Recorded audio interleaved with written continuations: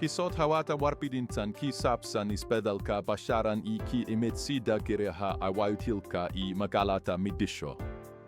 Waxaan aragnaa in guryihii hal dabaq ahaa ee magaalada dhexdeeda ay hadda marayaan isbeddel weyn. Milkiilayaal badan ayaa bilaabay inay dumiyaan guryahoodii hore iyagu ka dhisaya dhismayaal dhaadheer u faanjilaadas dabaqa. Tani waxay keentay in magaalada dhexdeeda ay ku soo kordhaan boqolaal guryo cusub ah oo dadku kiraysan karaan ama iibsan karaan. Arrintani waxay saamayn toos ah ku yeelatay qiimaha dhulka bannaanka ah ee magaalada hareeraheeda ku yaala. Sababtoo ah dhismaha guryaha badan ee magaalada dhexdeeda, qiimihii dhulka bannaanka ayaa hadda bilaabay inuu hoos u dhaco.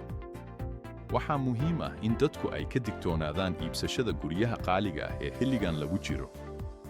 Haki degdegin iibka guryaha hada, way waxaa jira fursad weyn oo qiimihii weli si hoose gidviki karo. Maadaama dhismaha dabaqyada uu socdo, suuqa ayaa laga yaabaa inuu isbeddelo dheeraad ah la kulmo dhowaan. Mahadsanidin la soko isbeddelka suuqa si aad u gaarto go'aanka ugu habboon ee maalgashigaaga.